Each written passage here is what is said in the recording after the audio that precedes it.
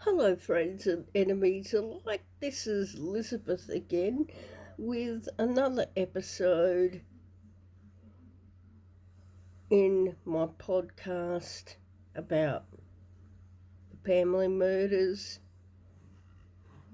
and the deep, dark underbelly of filthy, stinking corruption that is our beloved state, South Australia. Now, this episode is going to be quite long, so please bear with me. I am going to talk about a gentleman called Derrance Stevenson. And it follows on from my last episode on Gino Gambardella. Now, Derrance Stevenson was a solicitor. He was quite a rich gentleman. He had no family, no wife, no kids. He was gay, and he was a member of the inner circle, but used the outer circle a lot to procure boys for gatherings that often happened at his place on Glen Osmond Road in Parkside. Now, this house, it's now bulldozed and the site has now been turned into some yoga health centre type thing, and they don't appreciate visitors coming around very often at all. But his house was very distinctive. It was specially made, and what was different about this house is that it was kind of divided into two. Derrance had offices that he worked from at home when he wasn't in court in Adelaide. And the other half of the house was the living quarters. So, he lived in that premises.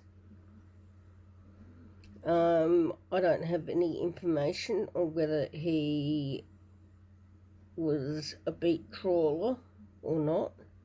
I shouldn't think so, because he had people procuring boys and doing all that thing for him.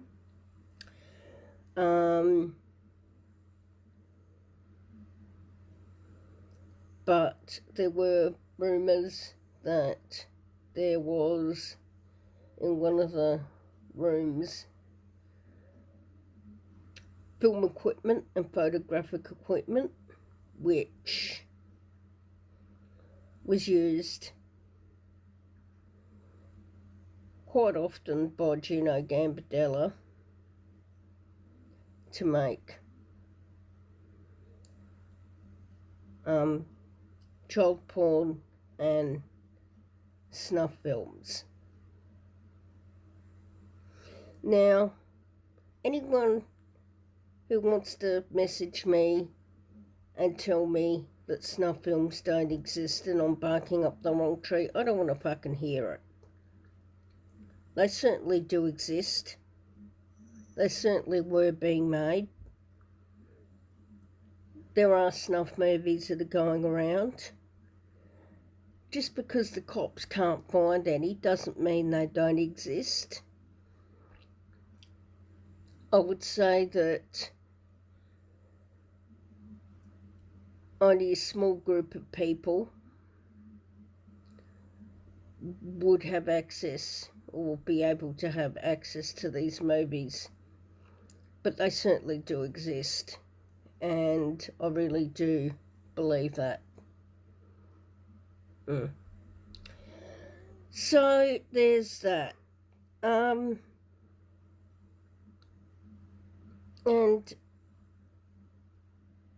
Derrance was quite an eccentric fellow. I mean, he wasn't your average solicitor. He worked for Legal Aid, so he took on a lot of jobs that other hoity-toity solicitors didn't want to take on, and that was fine by him. And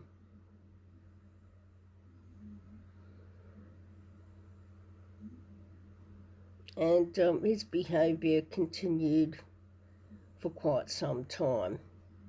By the way, his house was the house that the family moved to after they moved to the bookshop. And apparently, from what I've heard, snuff movies and drugs were kept out on the premises in a hidey hole located within the house.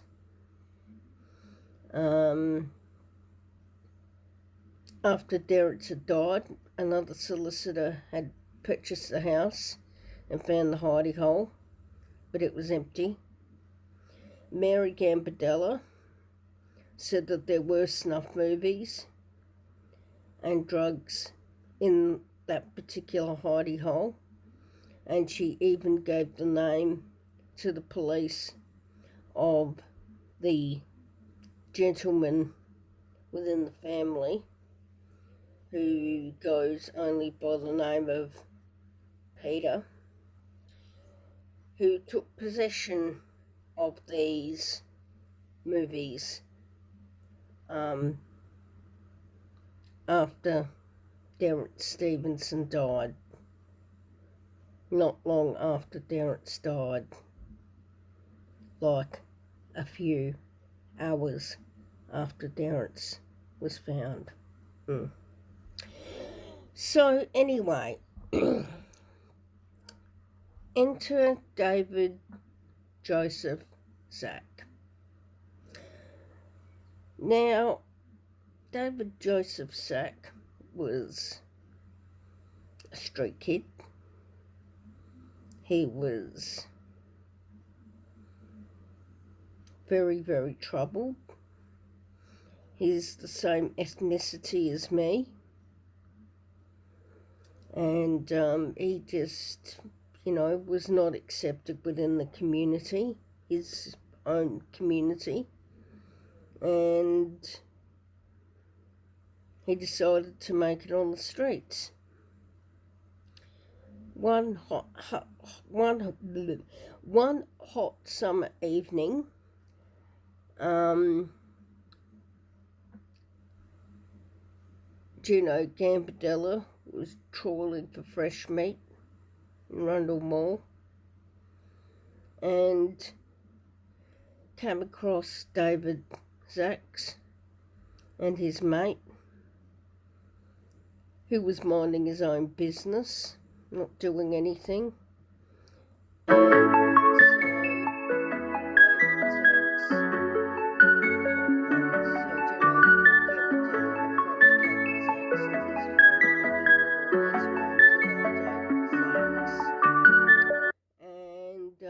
Said that David Zacks was very nice looking, and that Gino was a model scout and a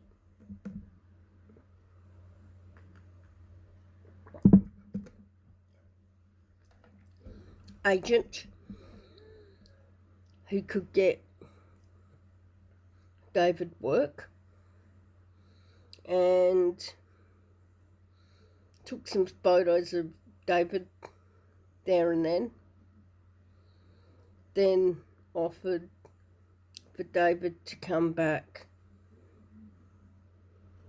with him to Gino's studio, where he had proper equipment, and promised that he would make him a portfolio and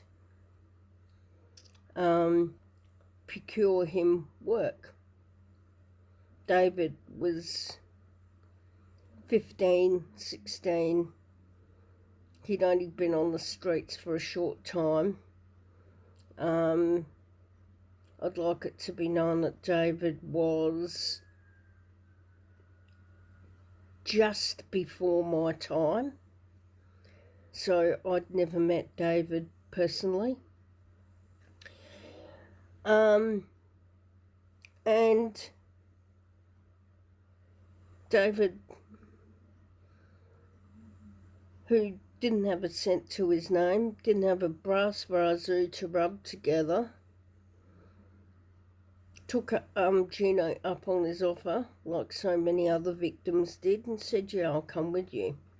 So we got in Gino's Valiant, and off they went to Derrance Stevenson's place. Derrance Stevenson was there, and Derrance immediately liked him. And what can I say? They all got into bed together and got jiggy. It suited David at the time, considering his other option would have been a cold pavement or a cardboard box for the evening. So they all got jiggy. Over the next months, David and Derrance became very, very close, and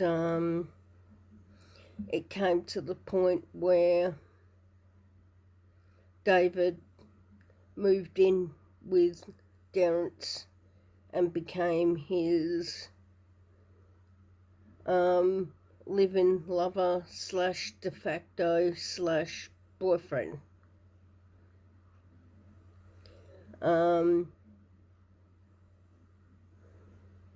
And the arrangement was fine. I don't know whether Mr. Stevenson's secretary, who came to the house every day to work, knew about this arrangement or knew that David was living there, but he was living there. Anyway, so everything was fine for a while. You know, they'd have their lovers' spats like everyone does. And as in the gay community, you know, they'd bitch about each other, but they'd get back into bed the same night. Same with any community.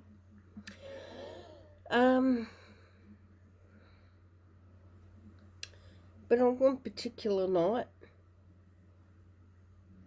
or one particular day, Derrance got up out of bed to go to work. He was due in court that day. He had cases. And he left. David was sleeping, so he was left behind. He slept until 1 o'clock in the afternoon, when Derrance came home from the courthouse.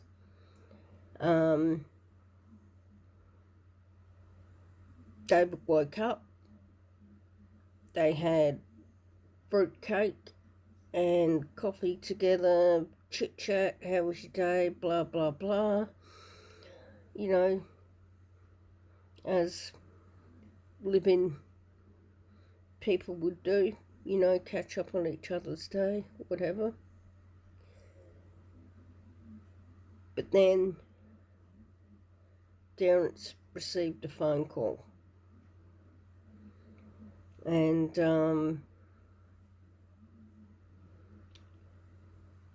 Terence took the call. And David was not in the room, but all he could hear was arguing. And he could hear Terence basically telling this person on the other end of the phone emphatically no, he wasn't going to do it, whatever it was. Anyway, he comes back into the room.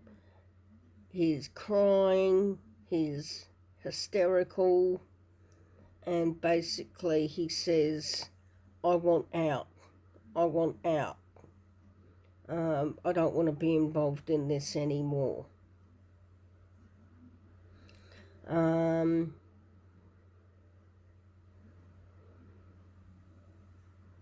I don't know enough about the family to know whether it was a blood in, blood out type situation, whether you could leave freely or not, but Terence was absolutely terrified for his life that night.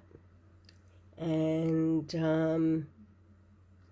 he'd already made arrangements with David that David was going to go to Coober Pedy that evening to sell opals that Terence had. Terence had an opal business on the side selling opals and gems. And he wanted David to go up to Coober Pedy and sell these opals and gems that he had. Now, the original plan was that David was going to go catch the bus up there and catch the bus back after the deal was done. But after that phone call, and I'd also like to say that Terence was also receiving other threatening calls previous to that particular call that he didn't tell David about.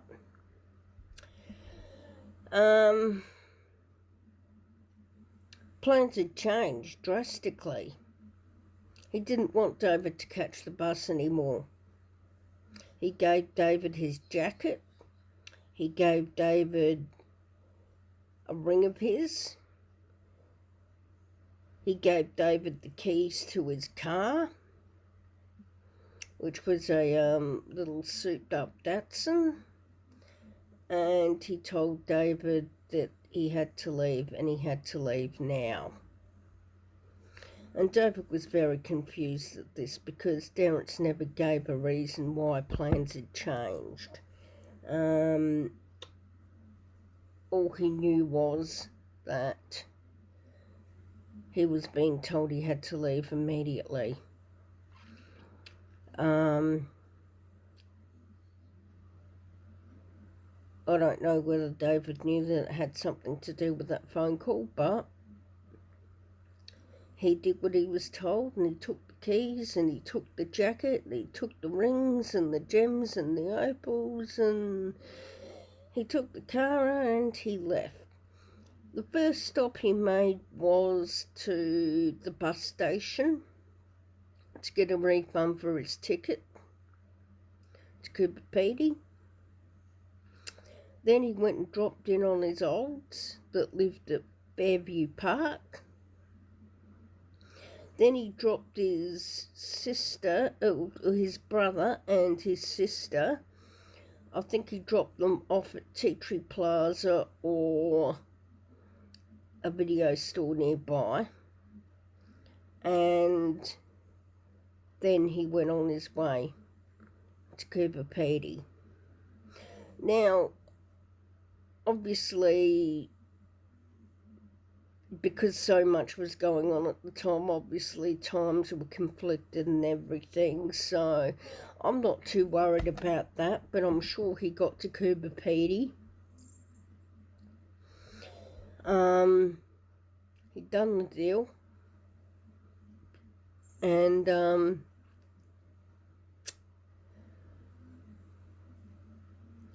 meanwhile, back at Derrance's place,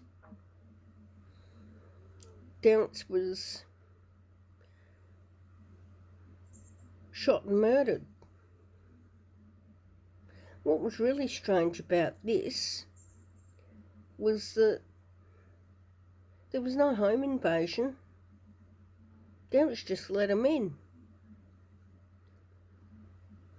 I think Derrance knew exactly who it was that was coming to get him. And I think that he didn't want David involved. Anyway, so Derrance was shot and murdered by some persons or people that he let in. And he was shoved in his upright freezer in a fetal position. He was just in his DAX, and the freezer was glued shut.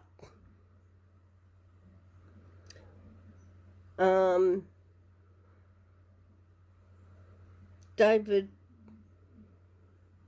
who was up at Coober Pedy, had no idea that anything had happened. Next morning, he tries to ring Derrance to tell him, yep, the deal was done, I'm on my way home. There was no answer on the phone. Secretary comes to work. No Derrance. She didn't go look in the living side of the house at all. She just stayed in the business part.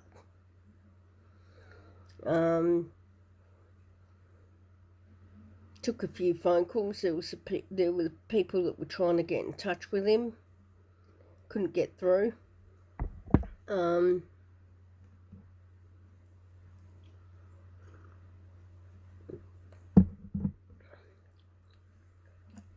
She left.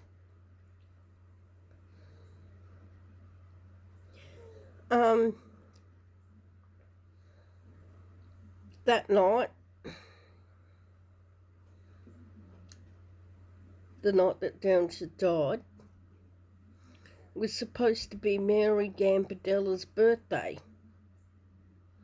And he was supposed to be going around there for a bit of a shindig. And another colleague of mine has suggested that he was maybe either getting out of bed or getting into bed when he was murdered. But I think it could well be possible that he was half dressed, getting ready to go somewhere when these people came. It's possible. Anyway,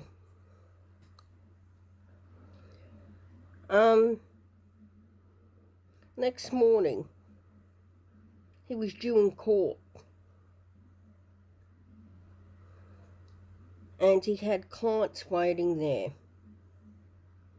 And the judge was waiting. No Derrance.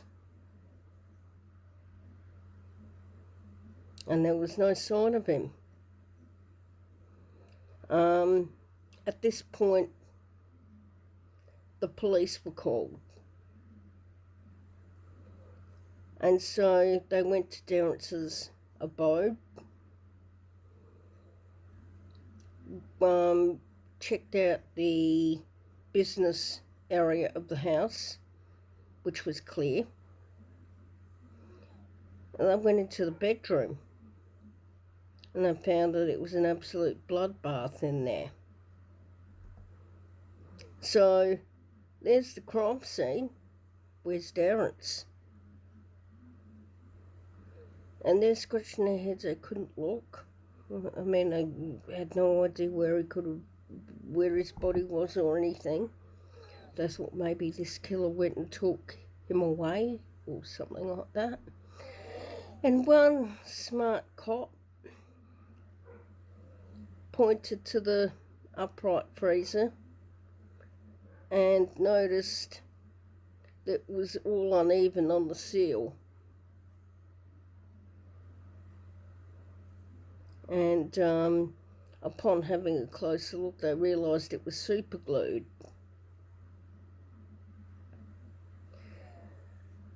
And they were pretty sure that that was where Darren's was. So they went and they took the freezer out, got a heat gun,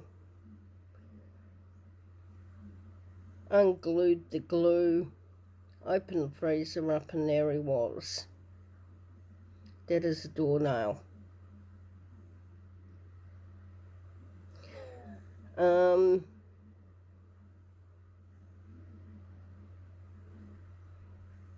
So the cops start looking at his associates. I mean, the cops aren't stupid. They know that he's a member of the family, so they're not, they're not dumb. They start asking questions to a Mr. Gambardella. He said, I don't know nothing. He was supposed to come around for, sort of like a small gathering last night for my wife's birthday, and he never rocked up. He said, first he said he drove to the house. He drove around the block, saw that lights were out, and then drove home, assuming that Darren had gone to bed early or fell asleep or something. Then, Gino's next story, I mean, you can't trust what this guy says by any means. His next story was he parks the car in the car park, gets out, goes to the door, knocks on the door, rings the doorbell, no answer, gets back in the car, pisses off home.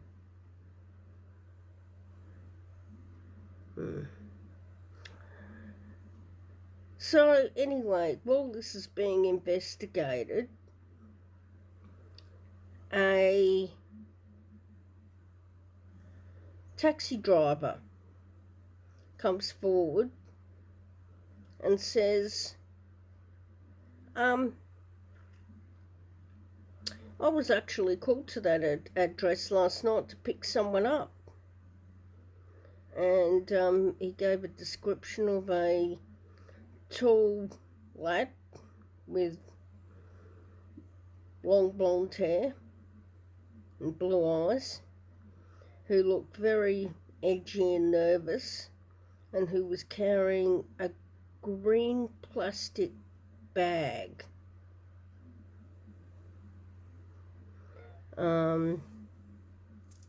I have no idea what was in the green plastic bag, but it was a green plastic bag.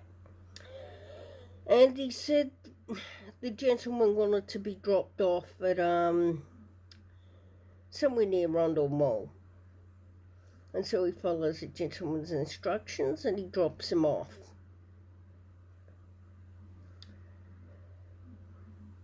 The gentleman is in such a hurry to piss off that he almost forgets the plastic bag. And the taxi driver, goes out the window, hey, you forgot something. And the gentleman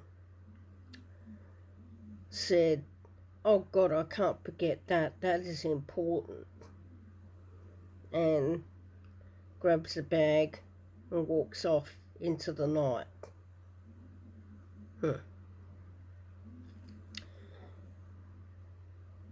So that happened.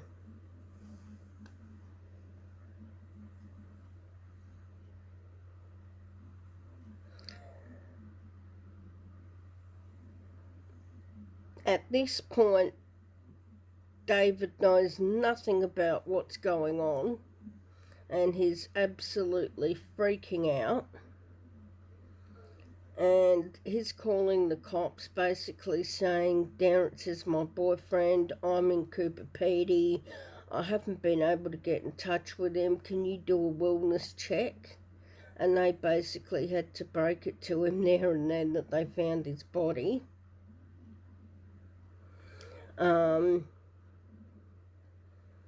And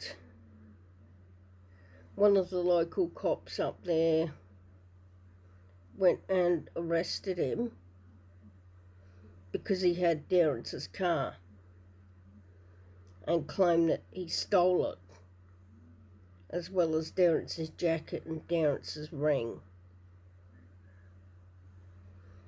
which is utter bullshit because Darren's gave him these things. He never stole nothing. Anyway,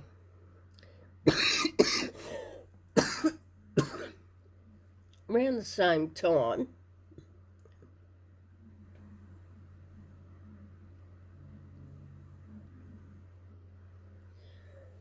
a young lad rocks up at the Legal Aid office in Adelaide, in the CBD, at the crack of dawn, banging on the doors, asking to be let in. The place wasn't open, but the secretary was there, and the secretary said, we're not open yet. Do you have an appointment or a solicitor representing you? And he said, I do have a solicitor representing me. His name is Darren Stevenson, but the last time I saw him, he wasn't in any state to represent anybody. And she goes, well, come in then. Then she sits him down, and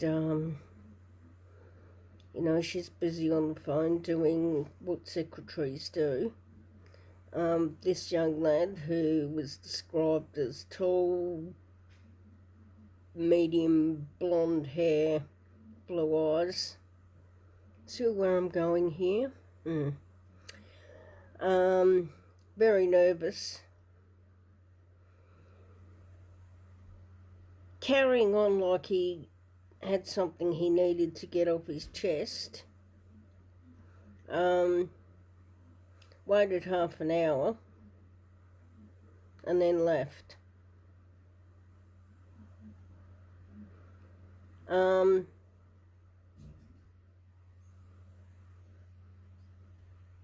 Basically,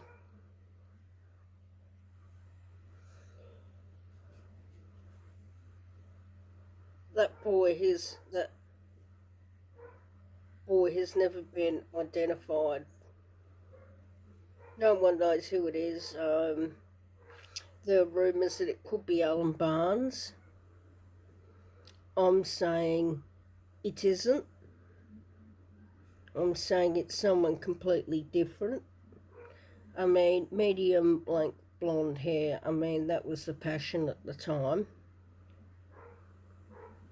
I mean, it could have been anyone, but I definitely don't think it was Alan Barnes by any measures at all. He wasn't even in the outer circle. He was a periphery person. He was a victim. He wasn't even a shit kicker, but anyway. So,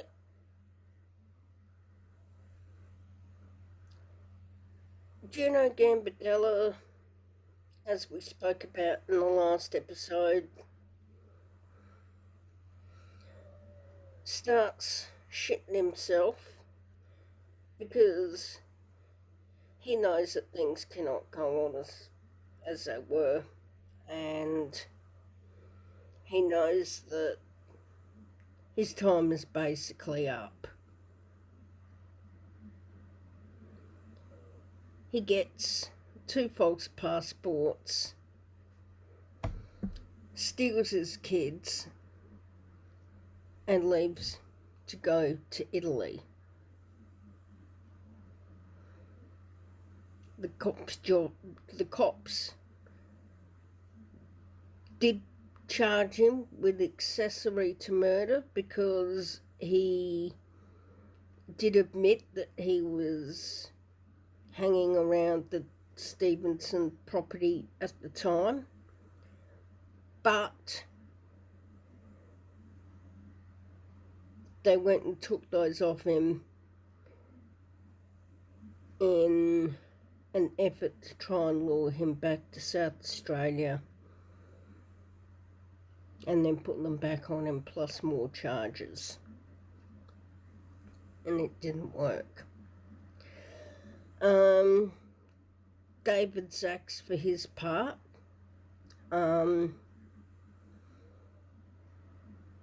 was found guilty of murder. They were trying to say he murdered Derrance. Put him in the freezer, super glued it, and then shot through the Kupedi, which is absolute poppycock. He didn't do anything of the sort. And David has always maintained his innocence. David spent a lot of time in jail, most of his youth, most of his adult years in jail. Recently, I mentioned that there was an independent journalist doing a book and a documentary about the case. She gave him a polygraph test, and guess what? He passed. Now, I don't think David loved Derrance, but I think David had trauma bonding, because even in his interview with this journalist, he denied that he was being abused, even though Derrance was 40 plus years old and he was having sex with a 15, 16-year-old child. Basically, David was used and abused by the family.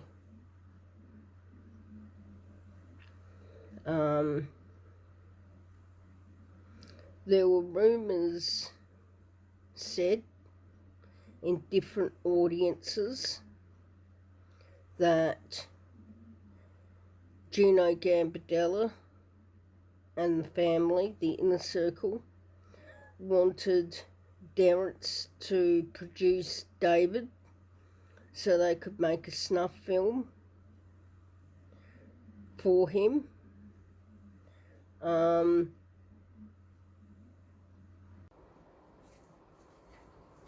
So yeah, I think that that's pretty much well on the mark, that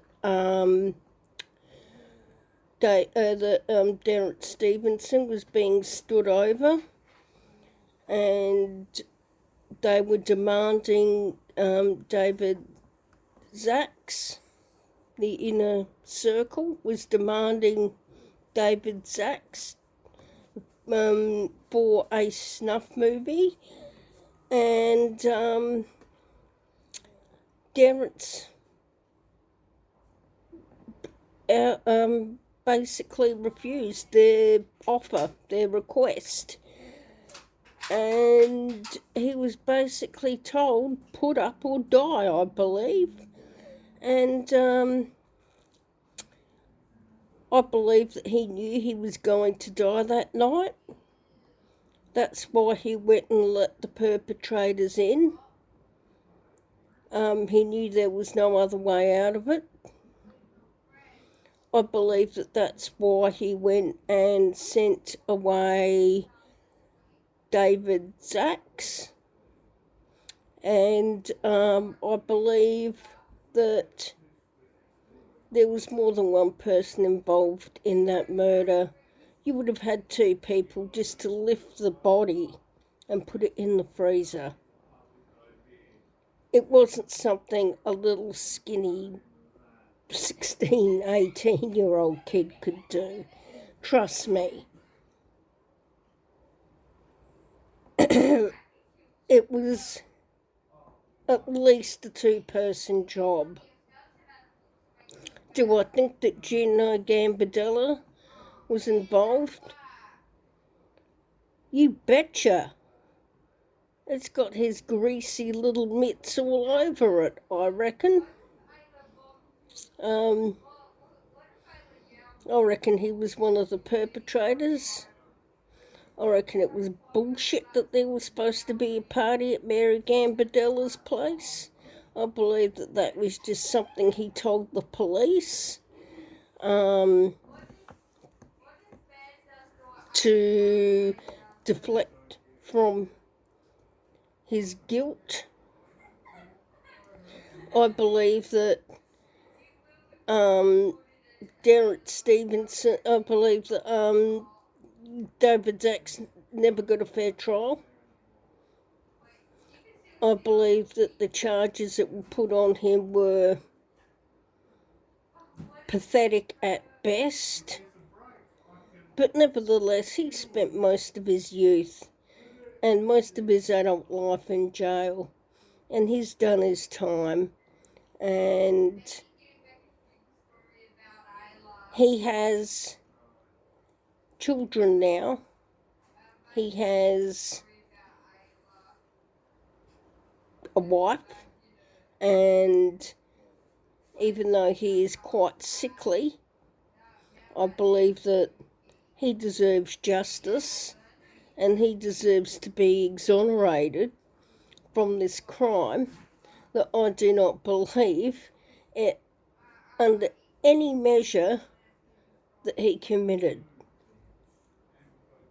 I mean, it's just ridiculous to think that he did.